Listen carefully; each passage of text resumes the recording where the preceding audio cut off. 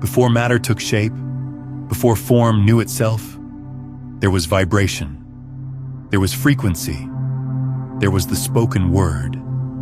And hidden within that word lives a force so precise, so absolute, that when you master it, the quantum field has no choice but to collapse in your favor. This is Logos. This is the secret architecture behind all manifestation. You've been speaking your entire life. But what if I told you that 99% of humanity is using language in reverse? That every casual sentence, every unconscious phrase is broadcasting instructions to the field, and the field is listening with perfect accuracy, arranging your experience to match the vibration you're transmitting. Most people think words are just sounds, neutral, harmless. But here's what changes everything. Your voice is not commentary on reality. Your voice is the sculptor of reality itself. Every syllable you speak carries a frequency that ripples through the quantum substrate, imprinting patterns into the zero-point field where all possibilities exist simultaneously. When you speak, you're not describing what is, you're declaring what will be. Ancient wisdom traditions understood this. They didn't write prayers on paper for decoration. They carved mantras into stone because they knew. Sound creates form. Frequency shapes matter. The ancients recognized that a single word, spoken with coherent intention, could activate forces that modern science is only beginning to measure. They protected this knowledge because they understood its power. Creation wasn't something that happened once in some distant past. Creation is happening now, in this moment, through the words moving through your consciousness and out of your mouth. You carry this same creative capacity. But here's where most people lose their power. You've been conditioned to believe that your thoughts are private, that your inner dialogue doesn't matter as long as you don't say it out loud. That's the illusion. Every thought you think is already a declaration to the field. Every internal narrative you repeat is a seed planted in the fertile ground of consciousness. Some of those seeds blossom into joy, others into suffering, but none of them are ignored. The field responds with absolute fidelity to what you plant. Those who've mastered their reality didn't start by changing their circumstances. They started by changing their speech. They learned to speak as creators, not as victims. They chose words that aligned with the life they intended to inhabit, not the life they were currently experiencing. For them, silence became sacred. Language became intentional. Nothing was uttered without awareness of its creative power. Right now, you're standing at that same threshold. You're about to discover how to speak with purpose, how to align your voice with quantum mechanics, and how to transform your words into instruments of conscious manifestation. But first, you need to hear something clearly. Take a moment and comment below with this phrase: I speak with conscious power. This isn't just engagement. This is you making a declaration to the quantum field itself. You're interrupting the loop. You're signaling that you're ready to step into a new frequency of creation. So pause the video right now.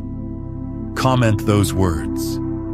Let that declaration anchor itself in the field before we go deeper. Let me tell you about someone we'll call Millie. She lived in a quiet town where water met sky, and every morning she would stand before her mirror, looking at her reflection. But what she saw wasn't just her physical image. She saw something deeper, a truth she'd been avoiding, an endless stream of self-diminishing thoughts flowing through her mind like a contaminated river. "I'm not quite ready," she would whisper, her voice barely audible. Perhaps I'm not qualified enough for what I want. She thought these were just thoughts, harmless mental commentary. But here's what she didn't understand. Those weren't thoughts. Those were incantations. Those were spells being cast into the quantum field, collapsing the wave function of infinite possibility into a single narrow reality that matched her spoken frequency. The universe doesn't differentiate between your internal dialogue and your external speech. It hears both with the same precision. Before you can transform the words you use consciously, you must become attuned to the ones you're already using unconsciously. Think of it like this: a musician learning to hear individual notes in a complex symphony.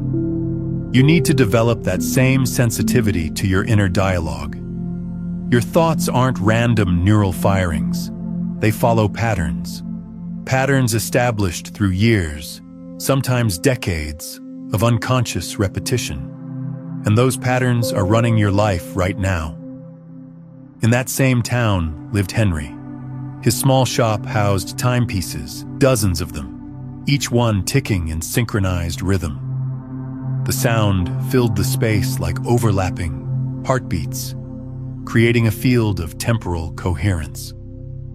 Every morning, Henry would approach his favorite grandfather clock, place his hand on the wooden frame, and speak directly to it. "We create beauty," he would say with quiet certainty. "We bring order from chaos." At first, his neighbors thought he'd lost his mind, talking to clocks. But as his business flourished, as his life began blooming with unexpected blessings that seemed to arrive from nowhere, they started to wonder. What did Henry know that they didn't? Henry had discovered what quantum physicists are now confirming through double-slit experiments and observer effect studies. Matter itself responds to consciousness. Not just human consciousness observing particles, but human consciousness speaking to matter, infusing it with intention. The pendulums in his shop didn't just swing mechanically. They swung to the rhythm of his belief system.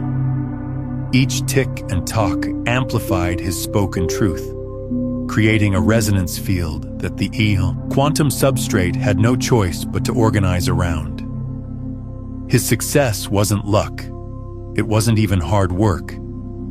It was the natural result of aligning his speech with the creative force that governs quantum reality. Here's what most people miss. The voice you use when speaking to yourself carries more manifestation power than any external force acting upon you. When you begin to listen, truly listen to your inner dialogue, you take the first step toward conscious creation. Each thought is a seed. Each word is a quantum instruction. Each belief is a blueprint that the field uses to construct your experience. So here's a practice, something you can start tonight. As the sun sets, find a quiet space where you won't be disturbed. Speak your name aloud 3 times, letting each repetition carry more warmth, more love than the last. Then describe yourself not as you currently are, but as the quantum field sees you. Blessed, capable, infinitely potential. Say it out loud. I am. And then your name. And I move in harmony with life's abundance. Let each word rise from a place of serene knowing, not desperate hoping. Continue this practice until you feel the shift. You'll know it when it happens. There's a moment when doubt dissolves and quiet certainty takes its place. That's the frequency of coherent manifestation. Henry understood something else about this principle. Through years of watching the precise movements of his timepieces, he discovered that rhythm and repetition held power. Not mindless repetition, conscious repetition. He would stand among his beloved clocks each morning, synchronizing his whispered affirmations with their steady beat. I attract abundance, he would say in time with the ticking. Success flows naturally through me. The rhythm created coherence. The coherence created a standing wave in the field, and that standing wave began attracting circumstances that matched its frequency. Soon, his small shop became known throughout the region. Collectors would travel from distant cities, seemingly guided by an invisible hand. They couldn't explain why they felt compelled to visit Henry's shop specifically. But we understand now. They were responding to the coherent field he'd created through his spoken declarations. Yet across town, another story was unfolding, a different frequency being broadcast. Saadeh owned a bakery. Every morning, the air filled with the aroma of fresh bread, warm and inviting. But beneath that sweetness lay a bitter vibration, a frequency of limitation. "It's so hard to make it in this business," she would murmur while kneading dough, speaking directly into the very substance she was creating. "Other bakeries always do better than mine." Each utterance wove itself into the fabric of her reality like yeast working through dough. But these words didn't make things rise. They made things collapse. The law of attraction, which is really just quantum field coherence, responds not to what you want. It responds to what you consistently declare as truth. Your words create standing waves in the field, interference patterns that either welcome or repel the experiences you claim to desire. When you speak of limitation, the field can only reflect limitation back. It's not being cruel. It's not punishing you. It's simply mirroring the frequency you're broadcasting. When you speak of abundance, channels of prosperity begin to open because you've created a resonance pattern that aligns with abundant timelines in the quantum probability space. There was a wandering poet named Byron who understood this principle with elegant simplicity. Rising with the sun each morning, he would declare with quiet certainty, "Every door opens easily for me." He didn't shout it. He didn't force it. He didn't repeat it anxiously like a desperate mantra. He simply stated it as naturally as commenting on the weather, speaking at once with complete conviction. Soon, invitations appeared from unexpected sources. Strangers offered opportunities that seemed to materialize from thin air. Places once closed became accessible. The field had no choice but to arrange itself according to his sustained declaration because he'd created a coherent frequency pattern with no contradictory static. This ancient wisdom teaches something modern science is rediscovering. Your inner dialogue creates your outer reality, not metaphorically, literally. The words you speak to yourself are quantum seeds planted in the fertile soil of the 0-point field. They will grow exactly what you've planted. Nothing more, nothing less, no exceptions. So here's another practice. Choose a door in your home or workplace, any door. Each morning, stand before it and speak these words with gentle authority. The universe opens for me. Not, I hope the universe opens for me. Not, maybe the universe will open for me. The universe opens for me. Present tense, stated fact. Let the statement resonate in your chest. Feel its truth in your bones, not as wishful thinking, but as recognition of a quantum law that's always been operating. Continue until you sense a shift, a subtle expansion, as if the very air around you has become more permeable to your intentions. This isn't mere repetition. This is the activation of a universal law that has existed since the first quantum fluctuation gave birth to space-time. The whispers of doubt that filled Saad's bakery reveal something crucial. Your words don't just affect your psychology, they shape the very substance of reality. Like water taking the form of its container, the quantum field molds itself to match your innermost dialogue. Not far from Sade's shop lived Clara. She tended a garden, and her roses bore witness to this principle in ways that should make every scientist stop and reconsider what they think they know about consciousness and matter. Each morning, as she moved through her garden, her words fell like shadows upon the soil. "You'll never bloom properly. Here," she would mutter to her roses. "I don't have the right touch for this." Day after day, the roses heard these utterances, and day after day, they began to mirror her expectations. Their stems grew weak, their blooms hesitant, as if they had absorbed her lack of faith through their very roots, through some mechanism that biology textbooks don't yet acknowledge, but that quantum biology is beginning to measure.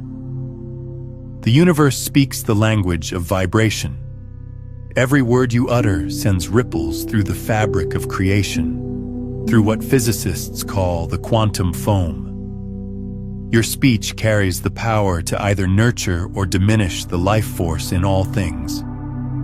When you declare limitation, even the most fertile soil seems to grow barren because you've collapsed the wave function toward outcomes that match your spoken frequency.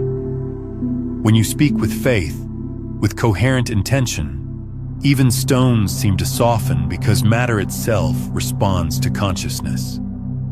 Consider Lyle, who walked the town's mail route for 30 years. While others saw tedium in their daily tasks, he transformed his rounds into a celebration of conscious creation. "What a glorious morning to deliver blessings," he would sing to his mailbag, treating each letter as a vessel of intentional energy. Even on the grayest days, his route seemed touched by an inner light. Other mail carriers would complain about the rain, but somehow the rain appeared to dance around Lyle. The streets he walked took on a peculiar gleam, as if polished by his cheerful declarations. His secret lay not in denial of what is. It lay in his conscious choice to speak to reality differently. Each step became a prayer, each delivery an offering. He understood something most people never discover. Joy doesn't need a reason. It doesn't need permission from circumstances. It simply needs your voice giving it form through language. Through his song-filled journey, Lyle demonstrated that when you speak to life as a friend, as a co-creative partner, it befriends you in return. This isn't positive thinking. This is quantum mechanics applied to consciousness. The observer doesn't just affect the observed. The observer creates the observed through the frequency of their attention and intention. Ancient wisdom teaches something that sounds mystical but is actually scientific. All of creation listens. The walls of your home, the tools in your hands, the very air you breathe, all of it exists in a state of quantum superposition until you collapse the wave function through your observation and declaration. Everything awaits your acknowledgement of its sacred partnership in your journey. Here's a practice that will seem strange at first, but becomes natural once you understand the science. As you move through your day, speak to every small task with love and recognition. Greet your morning coffee as sacred warmth that nourishes your spirit, not as a joke, as a genuine quantum declaration. Address your path as a beautiful journey unfolding before you. Thank your chair for supporting you. Thank your pen for sharing your thoughts. Thank your floor for holding you steady. Let each ordinary moment become extraordinary through your conscious blessing. Watch what happens. The simplest details of your life will begin to hum with newfound vitality, responding to your voice like flowers turning toward the sun. Not because they've suddenly become sentient in the way we normally think of sentience, but because consciousness and matter are not separate things. they're different expressions of the same quantum field.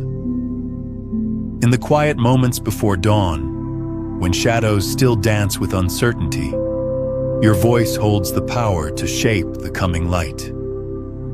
This truth echoes through the story of Nora, whose steps faltered at the edge of an aging bridge spanning a misty gorge. Her heart fluttered like autumn leaves caught in wind as she gazed across the weathered planks. The old crossing had carried countless travelers safely to the other side, yet in that moment, it seemed to sway with her own hesitation. Standing before her room's mirror that morning, Nora had discovered something ancient. The voice that speaks to one's reflection doesn't just stay in the room. It ripples through reality itself, collapsing probability waves in alignment with its frequency. "You are steady as the earth," she whispered to her image, the words flowing like warm honey through her nervous system. "Your feet know the way." As these gentle affirmations filled the air, something shifted within her. Not just psychologically, physiologically. Her trembling hands became still, replaced by a calm certainty that flowed from her core. When she finally stepped onto that bridge, her movements carried the same assurance as her words. Because the words had already done their work. They'd collapsed the quantum probability field toward timelines where she moved with confidence. The universe responds not to the volume of your declarations. It responds to their resonance with coherent truth. When you speak from that still place within, from a place of genuine conviction rather than desperate hope, reality aligns with your inner knowing. This is the sacred science of sound, the way your words weave pathways through the fabric of quantum existence. Walter, an apprentice painter, understood this principle in his own way. His hand would shake before each brushstroke, contaminating his work with uncertainty, until one day, he began whispering to his hand with tender conviction, "You already know how to do this." Just those words, simple, quiet, certain. The shaking steadied. The masterpiece that flowed from his brush seemed to paint itself, each stroke guided by an inner wisdom his voice had awakened, had brought from quantum potential into physical manifestation. His story reveals how your speech can transform trembling uncertainty into flowing grace. When you address yourself with the gentleness of a trusted guide, your nervous system responds as surely as a flower turns toward light. The vibration of your words becomes a bridge between quantum intention and physical manifestation. The ancient masters taught something crucial. Fear doesn't dissolve through force. It dissolves through the subtle power of aligned speech. When you speak to yourself as though addressing a beloved friend, your nervous system responds to the frequency of comfort in your voice. This is not mere encouragement. This is the activation of your natural state of quantum coherence. Here's a practice.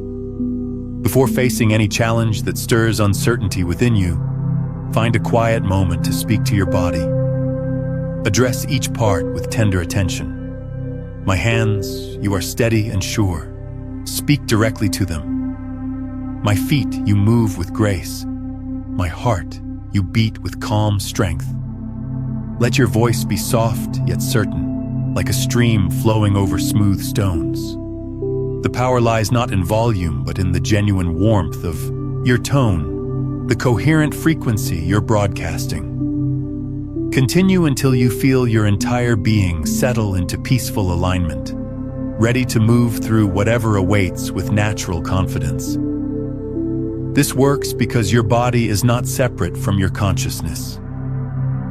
Every cell has receptor sites for your words, for the frequency patterns they carry. In a small cottage by the sea, Elsie sat at her window day after day, watching clouds drift lazily across the afternoon sky. and day after day, she voiced her frustrations to the empty air. "Nothing ever moves quickly enough," she would complain to no one in particular. "Time drags endlessly here." With each utterance, the universe seemed to slow its pace, matching her words with uncanny precision. Not because the universe was listening to her words as language, but because her words carried a frequency, and that frequency was collapsing probability waves toward timelines that matched its vibration. The law of attraction, which is really quantum field coherence, operates with perfect fidelity. Not as we wish it would, but as we speak it into being. Your words are not descriptions of reality, they're instructions to the infinite. When you declare delay, you command it into existence through quantum collapse. When you speak of lack, you draw more emptiness toward you because you're tuning your consciousness to frequencies that resonate with lack. This is not punishment. This is pure physics. The quantum field simply agrees with your assessment, with your sustained frequency pattern. Consider how Louis, who had spent decades at sea, discovered this truth through bitter experience. At first, he cursed every contrary wind. He railed against each opposing current, and his journeys grew increasingly difficult, as though the elements conspired to prove him right. Because in a quantum sense, they were. His words were creating coherence around difficult timelines. Then one storm-dark night, exhausted by his own resistance, he chose differently. "Blessed be this wind," he whispered to the gale, genuinely meaning it, "for teaching me patience. Blessed be these waves that strengthen my resolve." Within days, his ship found favorable winds. The storms that once hindered now hastened his passage. He had stumbled upon the ancient axiom, the quantum truth. What you bless blesses you in return, not through supernatural intervention, but through field coherence.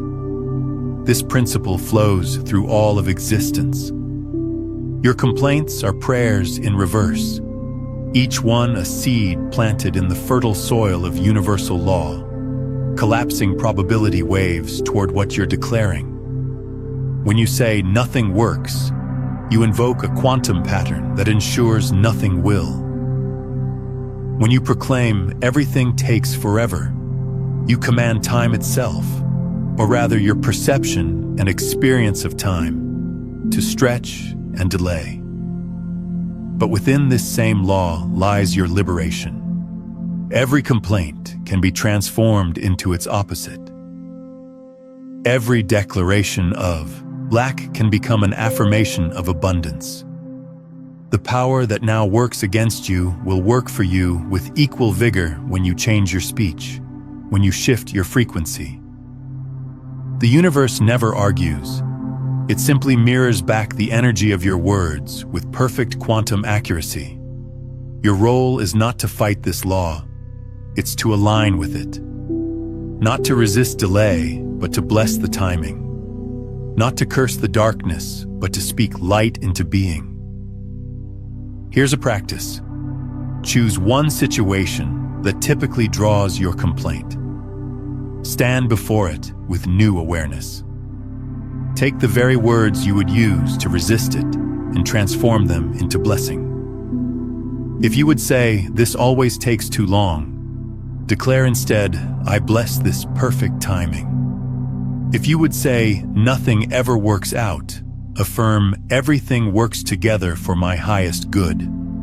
Speak this new declaration 7 times, feeling each repetition dissolve the old pattern of resistance, creating new neural pathways and new quantum coherence patterns. Continue until you feel the shift, until the very circumstance that once sparked complaint now glows with hidden grace. Remember, the universe does not hear your wishes, your desires, your hopes. It hears your words and the frequency they carry. Speak as though every syllable has the power to shape reality, because it does. In every word lies a choice, to diminish or to magnify the good that seeks you. The truth whispers beneath Elsie's story. Your complaints become prayers answered with precision. Each grumble about delay stretches time like quantum probability curves bending. Each sigh about scarcity breeds more empty spaces in your experience. Yet this ancient wisdom contains liberation within its warning. For just as complaint is reverse prayer, gratitude becomes magnetic praise. The words you speak shape the current of your days, drawing towards you more of what you declare through quantum resonance. Consider Ruth, who shrank from praise as though it were an accusation. "Oh, it was nothing," she would say when someone admired her artwork, deflecting the energy being offered. Anyone could have done it, she'd insist when praised for her kindness. With each deflection, she instructed the universe to withhold its gifts, not consciously, but through frequency.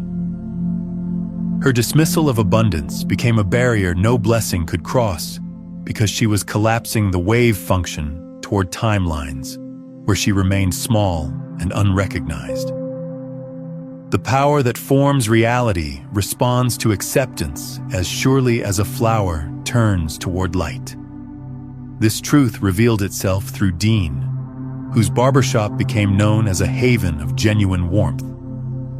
When customers praised his artful touch with scissors, he would pause, smile, and say with quiet certainty, "Thank you, I agree." Not arrogantly, but as a statement of quantum fact, as a willing acceptance of the energy being offered. This simple act of receiving transformed his life. Day by day, Dean's acceptance magnetized more reasons for gratitude. New customers appeared as if summoned from the quantum probability field. Opportunities unfolded with natural ease. Others called it luck, but Dean understood. He had merely aligned himself with the flow of abundance through willing acceptance, through creating quantum coherence around prosperous timelines. What appears as fortune often springs from this subtle shift, the courage to receive. Each time you deflect a compliment, you tell the universe your cup is closed. You collapse the wave function toward timelines where you remain empty. Each time you accept with grace, you declare yourself worthy of more. You create coherence around abundant possibilities. The teaching holds clear. What you resist cannot persist in your experience. What you embrace multiplies through quantum resonance. Your words either welcome or ward off the very blessing seeking to find you. Here's a practice. When praise approaches, resist the urge to deflect its light.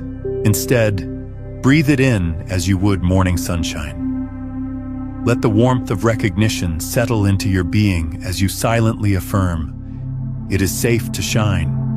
It is safe to be seen." Feel these words of acceptance take root beneath your ribs, teaching your spirit the language of receiving. This ancient practice opens channels through which abundance naturally flows, because you're creating quantum coherence around timelines where you are valued and celebrated. There once lived a woman named Mabel who performed a nightly ritual of lighting a candle, seeking solace in its gentle glow. Yet even as the flame danced before her, casting warm light across her room, she would whisper, "This won't help anyway." Each time these words left her lips, the flame seemed to waver, as if reality itself recoiled from her contradiction, from the quantum static she was creating. Within this simple scene lies one of the universe's most potent truths. Your words must align with your actions. For contradiction nullifies creation through destructive interference. When you light a candle of hope while speaking words of doubt, you create a split current in the flow of manifestation. You're broadcasting two opposing frequencies simultaneously. The universe cannot serve two masters. It will honor whichever vibration speaks loudest in your heart, whichever frequency is most coherent. The power of unified speech and action reveals itself in the tale of Clyde, a school janitor whose wisdom outshone the floors he polished. Each morning, before crossing the threshold of the building, he would state with quiet certainty, "Today is orderly and kind." Just once. No more was needed. He didn't repeat it anxiously or question its truth. The declaration stood like a pillar of coherent light, and around it reality arranged itself accordingly, probability waves collapsing in alignment with his stated intention. Children's footsteps seemed lighter, papers stayed in neat stacks, and even the most chaotic days found their natural rhythm. Through Clyde's example, we glimpse the sacred mechanics of manifestation. Words spoken with wholeness, free from doubt's shadow, become immediate blueprints for reality. When your statement and your belief walk hand in hand, when there's no contradictory frequency, no force can resist their combined power. This truth extends beyond mere positive thinking. It speaks to the fundamental law of unified creation. Your word must be one with your intent, your action aligned with your declaration. When you speak with this kind of integrity, this kind of coherent frequency, even the smallest statement carries the weight of universal law. Here's a practice. Choose one truth you wish to manifest today. Speak it once with full conviction, as though it were already accomplished. Then move through your day as if this truth were as natural as breathing. Do not repeat it anxiously. Do not question its unfolding. Your role is simply to declare and then live in alignment with what you have spoken. The universe will respond not to the volume of your words, but to the unwavering clarity of your unified thought, speech, and action, to the coherence of your frequency. If this is touching something in you, if you're beginning to see how your words have been shaping your reality this entire time, then I invite you to subscribe. Not just to this channel, but to this frequency, to this space where we're remembering how to speak with conscious power. This isn't about consuming content. This is about joining a movement of people who understand that we are not victims of reality. We are creators of reality through the words we speak and the frequencies we broadcast. Now, what we're exploring today is just one transmission, one frequency in a much larger spectrum of conscious creation. If you're feeling this shift, if something is awakening in you around how language shapes the quantum field, then you're ready for the complete framework. In my book, Beyond the Frequencies, A Quantum Guide to Consciousness Mastery, I walk you through all 9 master frequencies that transform you from unconscious transmitter to conscious broadcaster, including the deeper mechanics of how your speech literally collapses probability waves and how to move from seeking reality to becoming the field itself. It's linked in the pinned comment below. In a secluded valley where ancient willows bent to touch clear waters, Ivy sat watching a river's ceaseless journey. Her mind churned with worries and plans, each thought crashing against the next, like waves against rocks. Yet before her, the river moved without effort or strain, accepting every stone and bend in its path with perfect grace. This simple observation unveils a profound truth about the nature of manifestation through speech. The universe responds not to force, but to flow, not to grasping, but to allowing. When your words emerge from a place of gentle acceptance rather than desperate need, they carry the power to shape reality with grace. Why? Because they're coherent. They're not contaminated with the static of resistance. Consider the river. It does not announce its strength or declare its destination. It simply moves in harmony with what is, and in doing so, carves paths through mountains over time. This is the art of surrendered speech. Words that flow from trust rather than strain. Words that carry no contradictory frequency. Edgar, a master violin maker, understood this principle in his craft. In his workshop filled with maple and spruce, he would softly murmur appreciation to each string he touched. "You know your song," he would say, fingers moving with reverent care. He never demanded perfection. He never rushed the process. Instead, he recognized the inherent harmony waiting to emerge, the quantum potential already present. The violins that left Edgar's workshop possessed a tone that brought tears to musicians' eyes.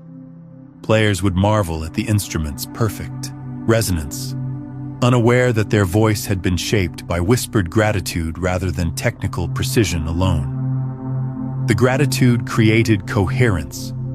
The coherence transferred into the matter itself. This wisdom applies to every word you speak into the universe. When language flows from acceptance rather than anxiety, from trust rather than tension, it carries a power that forced speech can never achieve.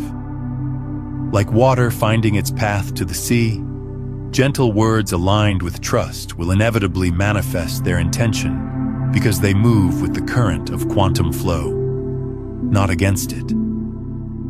The fault in most manifestation attempts lies not in insufficient effort, but in too much striving, too much force, too much desperation. Your words need not shout to be heard by the universe. They need only align with the natural flow of creation, like a river that knows its course without questioning each turn. Here's a practice. As evening approaches, find a quiet moment to practice the art of flowing speech. Imagine your words as water moving over smooth stones.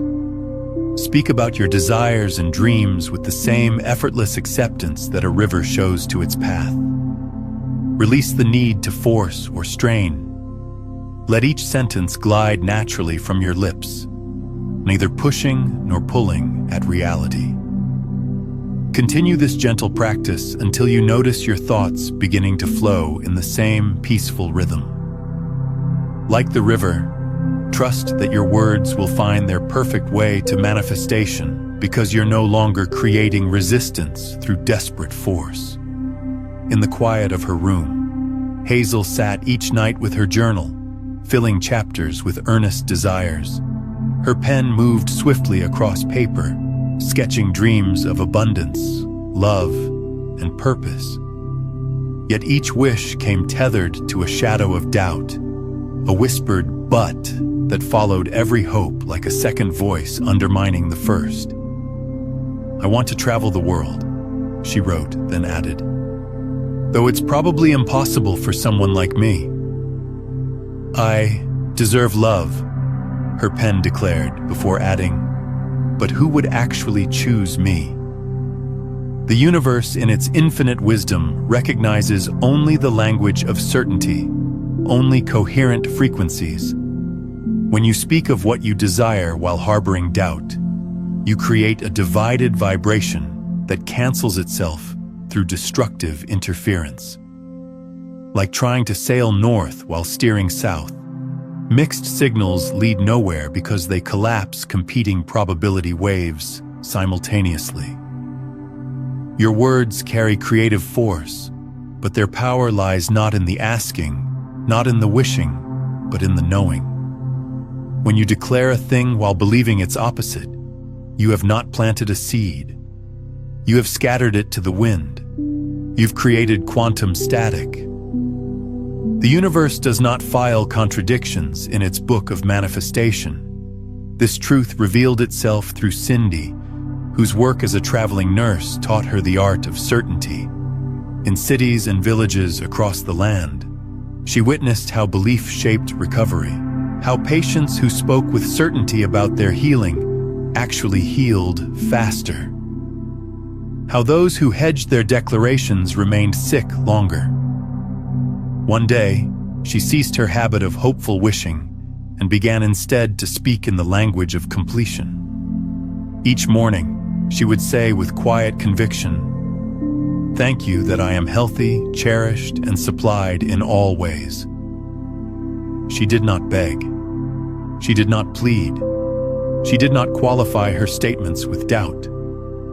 She simply acknowledged what she chose as though it already existed in the quantum field, which it did, as a probability. Soon, her life began to mirror her declarations. Opportunities appeared. Relationships deepened. Abundance flowed. Not because she had asked nicely, but because she had claimed it. Because she had created coherent frequency patterns around prosperous timelines. Here lies the subtle mastery of manifestation. The universe responds not to what you want, but to what you accept as true. Your words must match the reality you choose, spoken with the calm certainty of one who knows, rather than the anxious energy of one who yearns. When you declare, "I am blessed," while feeling unworthy, you have not spoken a truth. You've created a conflict, a contradictory frequency. When you say, "Abundance flows to me," while fearing lack, you have drawn a map that leads in circles because you're broadcasting both frequencies simultaneously. The ancient ones understood this. They knew that creation begins with acknowledgement, not request. To them, prayer was not petition, it was recognition. The quiet stating of what is, from a quantum perspective, already exists as possibility waiting for coherent observation to collapse into form. Here's a practice. This evening, find a quiet space where you will not be disturbed. Take 3 deep breaths to center yourself in the present moment. Now speak aloud the reality you choose as though it already exists. Say, "I am deeply grateful that," and complete the statement with your desired truth. Speak softly but with certainty. Let your words carry the weight of knowing rather than the lightness of hope. Continue reading your chosen reality aloud until you feel a shift, until the words begin to feel less like declaration and more like memory. Do not rush this practice. Let each statement settle into the atmosphere around you like dew settling on morning grass.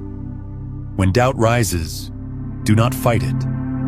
Simply return to your declarations with renewed certainty.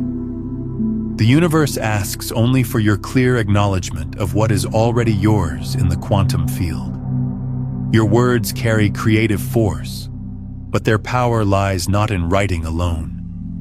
It is in the unwavering certainty with which you speak them into being. When you declare a truth, while your heart whispers doubt, you create ripples that cancel each other in the quantum sea. The universe responds not to what you wish, but to what you proclaim with conviction, with coherent frequency. Delia knew this truth, yet hesitated to voice it. She carried a smooth riverstone, its surface etched with the word hope, keeping it close as a silent talisman.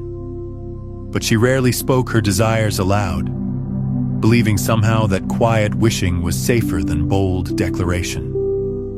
The stone remained merely a stone, its potential locked behind her silence, because potential without voice remains collapsed in superposition, never manifesting. The universe awaits your voice. It requires the key of spoken affirmation to unlock the doorways of manifestation. In his workshop on the edge of town, Frank understood this principle through years of patient crafting. Each table, chair, and cabinet that emerged from his hands carried more than mere wood and polish. As he worked, he carved words of joy, abundance, and harmony into the hidden places of his creations. Beneath table legs, along the backs of drawers, under chair seats. Life must rest upon affirmative foundations, he would say, his chisel etching blessings into every piece, literally inscribing frequency patterns into matter. Those who purchased Frank's furniture often remarked how their rooms seemed to grow warmer, lighter, more inviting once his pieces found their place. Children would naturally gather around his tables. Conversations would flow more freely near his chairs.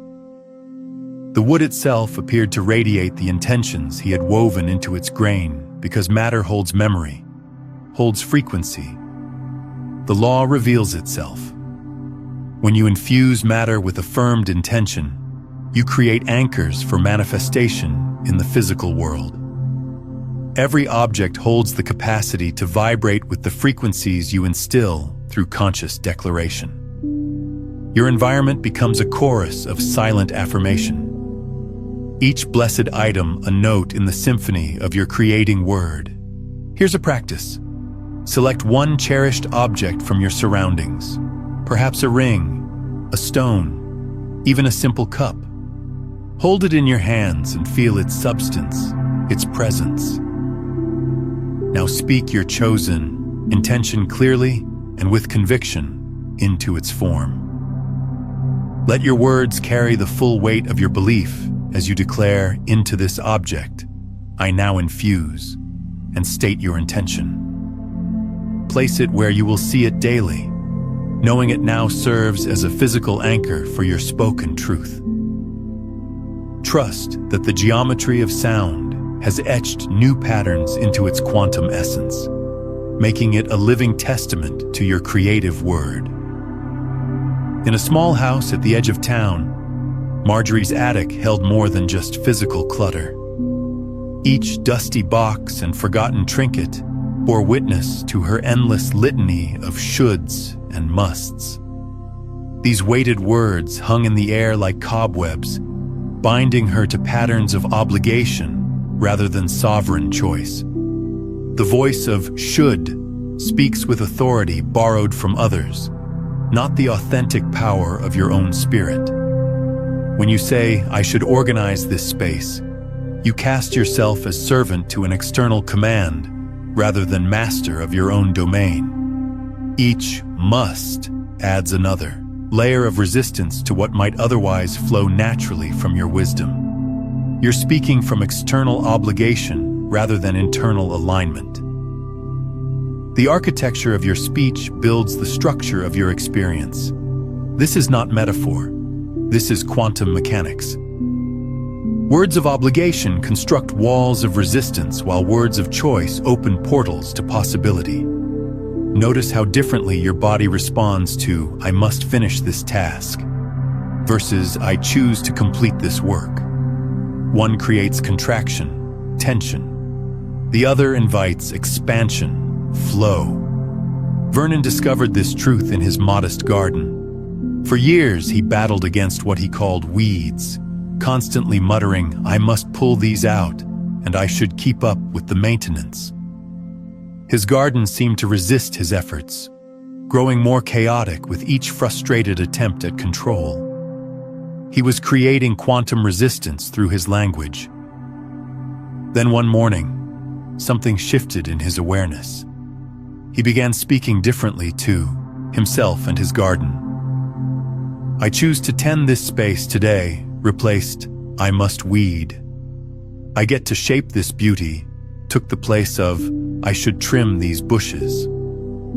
To his amazement, the very character of his garden transformed.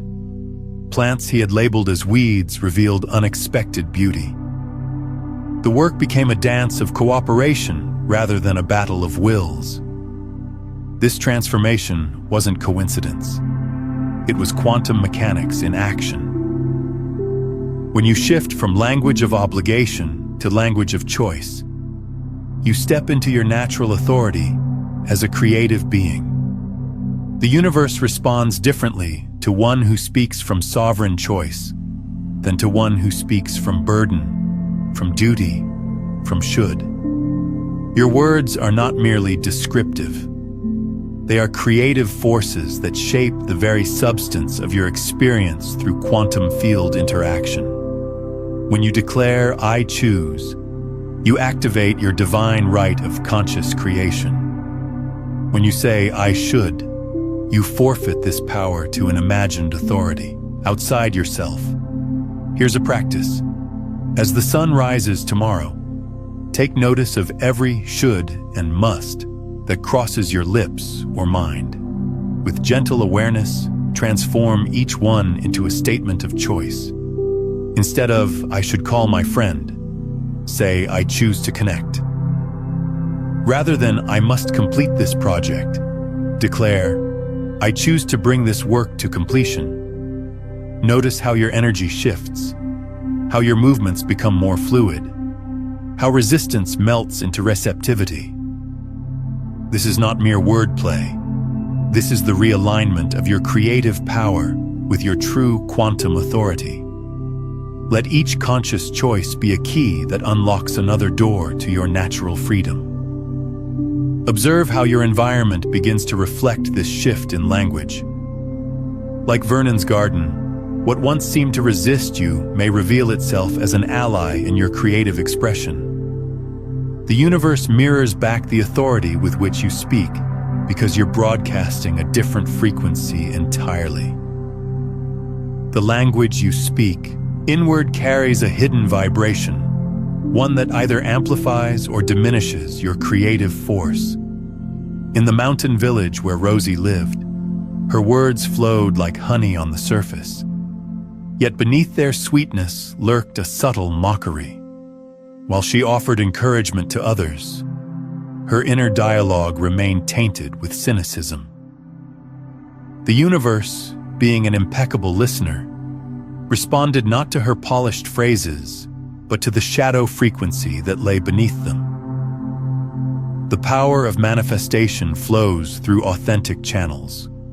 When your spoken truth aligns with your felt truth, when there's no contradictory frequency between them, reality bends toward your desire with swift precision. Yet when discord exists between outer expression and inner feeling, the universe perceives this misalignment as static, creating resistance in the field of creation. This wisdom unveiled itself through Amos, whose voice traveled across airwaves in a small valley town. Night after night, he sat before his microphone, initially focusing on crafting